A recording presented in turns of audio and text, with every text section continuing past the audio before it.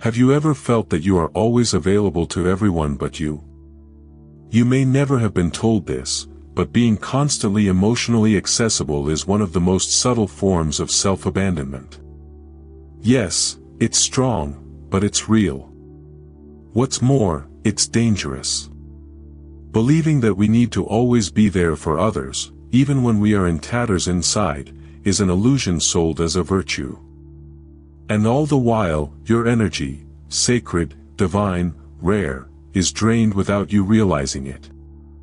Carl Jung did not pay lip service to spirituality.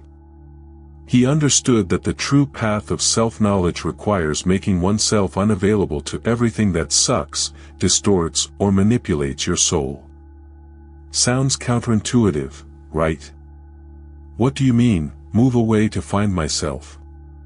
But it is exactly this distance that opens the doors of the sacred. The silence that scares so much is the same that heals. The unavailability that seems like rejection is actually a reunion with the higher self. Maybe you're trying to grow, to align yourself, to break free, but you feel trapped in emotional cycles, automatic reactions, and relationships that consume more than they build. And the truth that few say is this: without silence, there is no clarity. Without limits, there is no emotional freedom. And without separation, there is no spiritual reconnection. This video isn't just content, it's an invitation. A call for you to understand, once and for all, that your energy is not on sale. And that perhaps what is missing is no more strength, it's less noise. There are times when silence says more than any rehearsed response. Instead of reacting to chaos, provocation, or veiled criticism, some souls choose the strength of conscious silence. This decision, which may seem passive, is actually an act of inner power, a true break with the repetitive emotional cycles that drain psychic energy. When a person fails to react, they dismantle the invisible structure that sustained emotional manipulation. Carl Jung spoke of this when exploring the unconscious. Only those who know their own abysses can remain silent without getting lost. And this silence is often the first step towards self-sovereignty. Imagine a heated argument where everything inside you asks to scream, but you choose to take a deep breath, take a step back, and immerse yourself in the sacred solitude of that moment. This silence is not escape, it is spiritual reconnection. It's saying to yourself, I don't need to prove anything, nor let myself be captured by this game. Conscious silence is therefore an invisible shield against the automatic reactions that the social mask usually requires. It is as if, by not responding, you say to the world, my peace is not on sale. And this confuses many people who only knew how to communicate through conflict. This choice also reveals a profound truth: many people only had power over you because you reacted. The game lost its fun without his emotional participation. When the individual realizes this, he begins to preserve spiritual energy as a sacred act. Remember when Carl Jung said that we do not become enlightened by imagining figures of light, but by making darkness conscious? Well, to silence is to illuminate. It is allowing the higher self to whisper what the external noise muffles. In a world addicted to opinions, keeping silent is an almost revolutionary act. And look how interesting, this type of silence is not only the absence of sound, but the presence of essence. The person who practices conscious silence is not hiding, he is revealing himself. He is telling the universe that he knows the value of his psychic energy, and that he prefers to spend it on his own inner growth.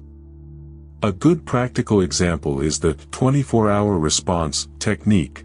Before answering something that affected you, wait a day. Breathe. Meditate. Write. And only then, if it still makes sense, manifest yourself. That's spiritual maturity in action. Deep down, silence is the language of the soul. And when you start listening to him, you realize how much he talked to be accepted, and how much he reacted so as not to be forgotten.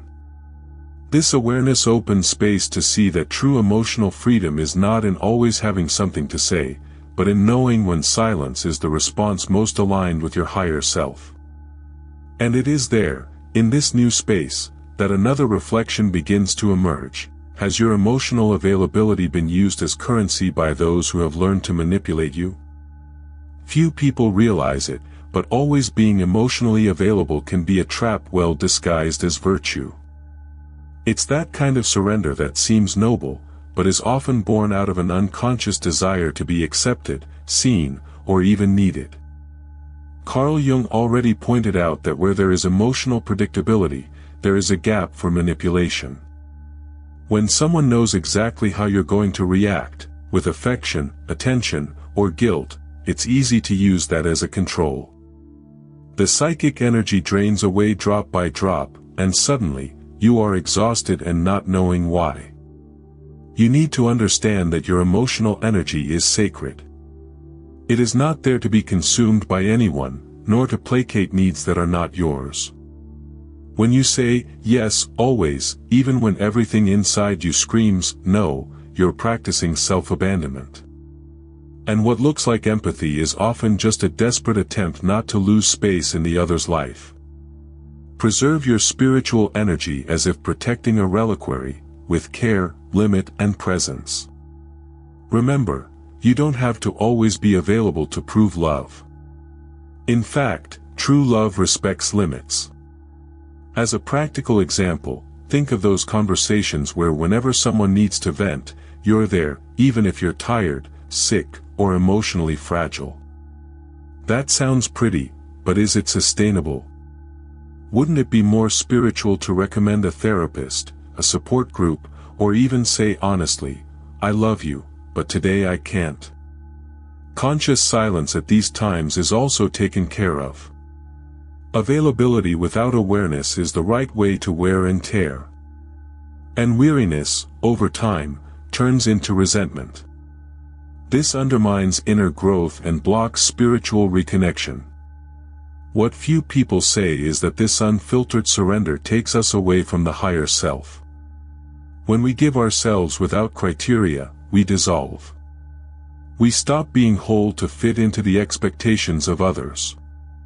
And there, emotional manipulation finds fertile ground. Healing begins when you understand that your peace cannot depend on the approval of those who have become accustomed to your automatic yes. Instead of always being present in the chaos of the other, how about cultivating the sacred solitude of your own silence? It is there that true spiritual strength flourishes. Gradually, you realize that the one who complained the most about your distance was the one who benefited the most from your emotional imbalance. Being less available is also an act of self-sovereignty. It is declaring that your soul has an owner, and the owner is you. And this choice, as potent as it is lonely, begins to unmask a profound pattern, the role of Jung's persona in the construction of our false, good me. The persona, as Carl Jung so well defined, is this mask that we wear to survive socially. It serves a purpose, to protect us, to facilitate coexistence, to make us acceptable. But the problem starts when we forget that it's just a mask. Then comes self-abandonment. We stop listening to our soul to please the world. Over time, the person looks in the mirror and no longer recognizes himself. It's as if I've built an entire life based on who they expect me to be, and not on who I really am. How many times have you smiled when you wanted to cry? How many times have you said, okay, with your chest in tatters? This, my friend, is Jung's persona in full performance. But living like this comes at a high price, distancing yourself from the higher self. Spirituality does not demand perfection, it demands truth. And there is nothing more spiritual than taking on one's weaknesses with courage. Self-abandonment is when we prioritize external acceptance so much that we silence our own soul. And in that silence there is no power, only pain. The spiritual ego also enters into this dance. It's that evolved version of yourself that you show the world, while inside you're feeling empty. It's like posting phrases about the power of silence and, at the same time, eating away at yourself inside expecting approval. It's easy to get lost in this trap, pretending that everything is spiritually resolved, when in fact you're just avoiding looking within. True spirituality and self-knowledge arise when we have the courage to take off the mask, even if it leaves us vulnerable for a while. A practical and transformative exercise: write a letter to yourself saying everything you feel, without filter, without mask, without fear. Read it out loud and notice if it resonates with who you have been on a daily basis. Sometimes this confrontation is painful, but extremely liberating. It's the beginning of individuation, the process of becoming who you really are, not who you thought you needed to be in order to be loved. Carl Jung said that the journey is inward, not outward. And this path requires real surrender, not spiritual performance. The withdrawal of the persona does not mean rejecting social coexistence, but choosing where and with whom it is worth being true. The social mask may even open doors, but it is authenticity that builds solid bridges. And this authenticity, as uncomfortable as it may be at first, reconnects us with our divine essence. And then, protecting this spark, a new need arises, to preserve our psychic energy as an inner temple. Have you ever stopped to think that every time you react on impulse, you are donating a piece of your psychic energy? That's that. Automatic reactions are like invisible leaks. It seems little, but at the end of the day, you're exhausted and you don't even know why. Carl Jung reminds us that everything that is unconscious directs our life, and we call it destiny. When you get angry, you explain too much, you try to convince someone you don't want to understand. You are wasting energy that could be used to build, heal, and expand your higher self. Protecting this energy is not selfishness, it is spiritual intelligence. It is knowing when to be silent, when to withdraw, when to say, "This does not belong to me." It's the difference between reacting and responding. Those who live attentive to their own energy field understand that conscious silence is a natural shield against emotional invasions. And more, he understands that he does not need to justify his silence. Sometimes, the best thing you can do is have tea and watch a series while the world screams for a drama that is not yours. This is also preserving spiritual energy. Want a practical example? Start observing your body after a conversation. Do you feel tired, tense, nauseous? This is a sign that your energy has been drained. A good habit is to write 3 times a day, "Where is my energy now?" This helps you identify subtle leaks and become aware of where you're getting lost. From this, you can start to say no with more confidence and less guilt. And believe me, few acts are as sacred as this "no," said in peace, like a silent prayer. Another essential point is to create rituals to cleanse this energy. It can be an herbal bath, meditation, nature walk, or even total silence for 30 minutes. This helps to regain your life force and strengthens your self-sovereignty.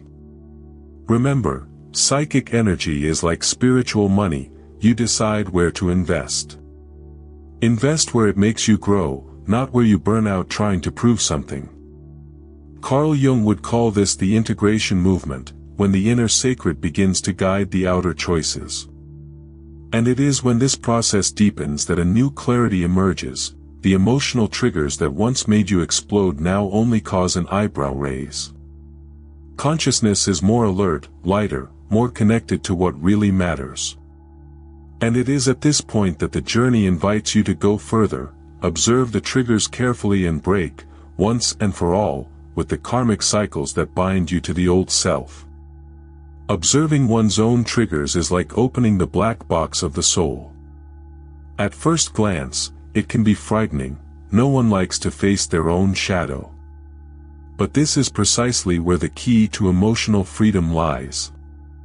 Carl Jung said that, what you resist, persists, and it's true, ignoring what affects you only strengthens the cycle. When you recognize that a simple comment or attitude activates an automatic reaction, you are taking the first step toward breaking karmic chains. It's like getting out of autopilot and finally taking the wheel of your own life. Imagine someone ignoring you and you feeling an immense emptiness, almost as if you ceased to exist. This is a classic trigger of self-abandonment, and it says more about your story than about the attitude of the other. By realizing this, you stop blaming the world and start healing your own pain. Spiritual reconnection begins at this point, when you observe yourself without judgment, but with compassion. It's not about defending yourself from the world, it's about not getting hurt by it. Conscious silence comes in here as a pause tool. Observing before reacting is an act of self-sovereignty. Practicing observation requires constancy. A good exercise is to keep a trigger journal. Write down daily what affected you and how you reacted. Then, try to understand where that pain comes from. Is it something current or an old memory in disguise? By naming the trigger, you decrease its power. It's as if to say, I see you, but I'm not going to feed you anymore. This attitude disrupts patterns and creates an inner space where the higher self can finally express itself. Inner growth is not linear, but always begins with this expanded awareness. When triggers lose strength, relationships change. That person who controlled you with their look, tone of voice or absence, suddenly no longer has the same effect. This is liberating, and also challenging. Because by breaking these invisible bonds, you change the emotional dance that sustained many connections. But, calm down, this is part of the individuation process. By ceasing to react as usual, you make room to build more mature relationships, aligned with your new spiritual frequency. And in this new space, where pain no longer rules, another force is born, the power of silence as an energetic shield. Because there is a time when you no longer need to understand everything, you just need to protect yourself, preserve yourself, and keep observing yourself. And that's when silence stops being just the absence of words and becomes a spiritual act of healing. But are you ready to deal with the discomfort that comes when this silence begins to confront those who have always fed on your chaos? Silence, when born of consciousness, has the power to completely change the energy field around it. It is not the absence of sound, it is the absolute presence of oneself. And this, believe me, can be quite uncomfortable for those who have become accustomed to its reactive version. Carl Jung already said that everything that irritates others can lead us to an understanding of ourselves. Well, conscious silence reveals more about others than 1,000 words. It unmasks what was hidden under the curtain of excessive talk and automatic reaction. The spiritual cost of being silent is also real. By breaking emotional cycles, you end up breaking bonds that were sustained by the drama. That friend who only came to you to complain, that relative who used you as an emotional storehouse, everyone will feel the impact of your new posture. And not everyone will applaud. Many will accuse, mock, or even try to provoke you. But make no mistake, this is not real rejection, it is just the desperation of those who have lost access to their emotional chaos. This is where emotional freedom is born, in the discomfort of being misunderstood for being at peace. Silence also reveals spiritual needs that were being fed without you realizing it. When you stop reacting, you stop validating unhealthy dynamics. And those who depended on it, collapse internally. But you see, this is not cruelty, it is healing. Your spiritual reconnection begins when you understand that you no longer need to participate in every emotional story that invites you. Preserving spiritual energy is often saying no without saying anything. It is choosing the path that is more difficult, but more aligned with your higher self. Want a practical tip? Try doing a fast of explanations. Spend a whole day without justifying your choices, your silence, your space. Notice how it bothers you, in yourself and in others. This little exercise reveals how much we have been conditioned to explain ourselves in order to be accepted. And when you stop justifying yourself, you start asserting yourself. That changes everything. The sacred solitude that arises in this space is fertile. It is there that the true self begins to flourish without the need for the approval of others. And as this flowering happens, the realization arises that something new is being rebuilt within you. As if each silence had placed one more brick at the base of its self-sovereignty. And when this foundation solidifies, the soul begins to choose more wisely where, when, and with whom it wants to give itself. And so, silently, an inner reconstruction is born that guides the next step of this journey, spiritual realignment with its true purpose. The reconstruction begins in silence, but is consolidated in sacred solitude. It is there, in the creative void, that the soul finds space to reorganize itself. When you move away from the external noise, you begin to hear the whisper of the higher self, which does not scream, only guides. Carl Jung said that individuation is becoming what we are. And we can only listen to who we really are when we move away from who we hope to be for others. Reconstruction is, above all, a return home. This new inner house is based on self-sovereignty. You stop living through the eyes of others and start making choices based on your spiritual alignment. Emotional freedom is no longer a dream and becomes practical. Do you know that invitation that arrives with strange energy? You refuse without guilt. That relationship that made you sick. You close it firmly. It's like having an internal GPS that no longer depends on approval, it depends on tuning in to your own truth. In this new stage, psychic energy that was previously drained by automatic reactions is now channeled with awareness. You understand that your energy is sacred, and you begin to invest in it with discretion. A practical example, limiting access to your time. Create blocks of time for yourself, protect your mornings or evenings for spiritual connection. Meditate, read authors like Eckhart Tolle or Jung himself. Over time, this stops being an effort and becomes a lifestyle, silent, but profoundly transformative. Spirituality and self-knowledge flourish in this new rhythm. You no longer run to please, nor do you silence your intuition to maintain fragile bonds. And the more you align with this new frequency, the more you realize that you don't need much to be at peace. All it takes is conscious choices, presence, and the courage to say no to what disconnects you. It is a path that may seem lonely at first, but soon reveals itself to be full, light, full of deep meanings. And as this internal state consolidates, something begins to die, the old self, the one who carried weights that were never his. And with this symbolic death begins the preparation for something greater, a spiritual rebirth that only happens when the ego surrenders and the spirit takes charge.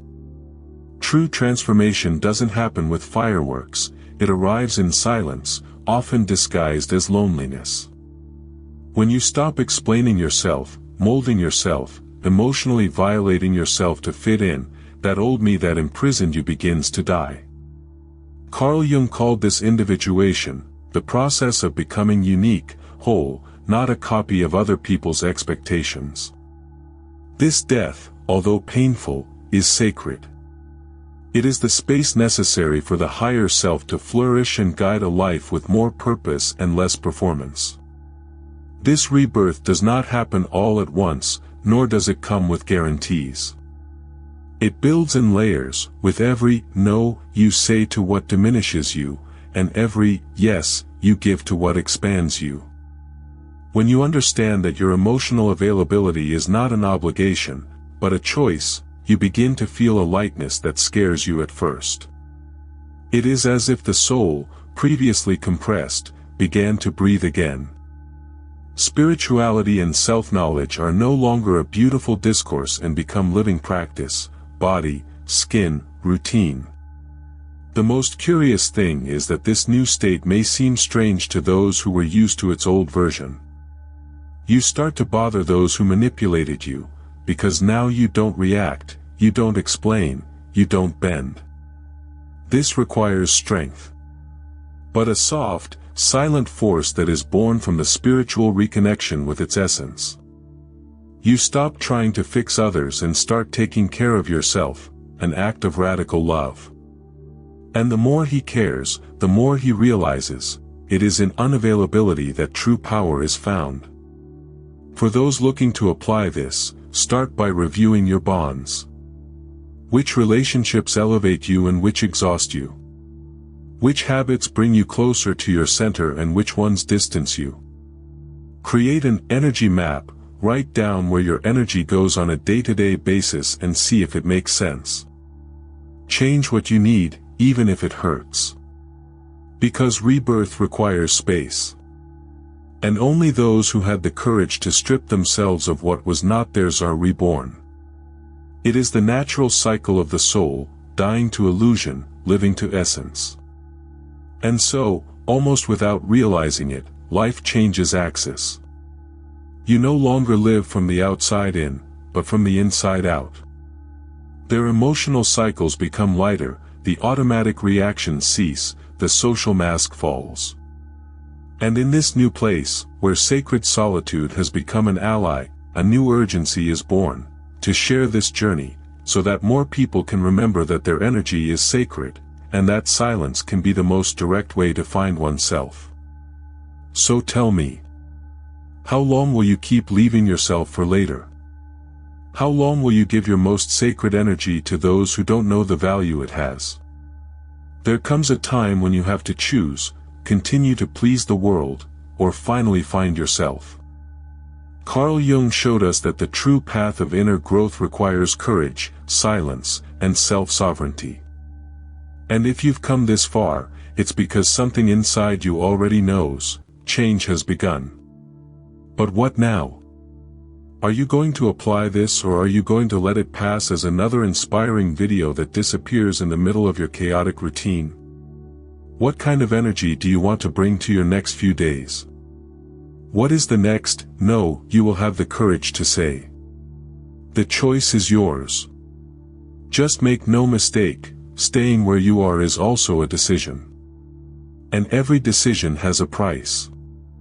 What do you want to pay with your soul?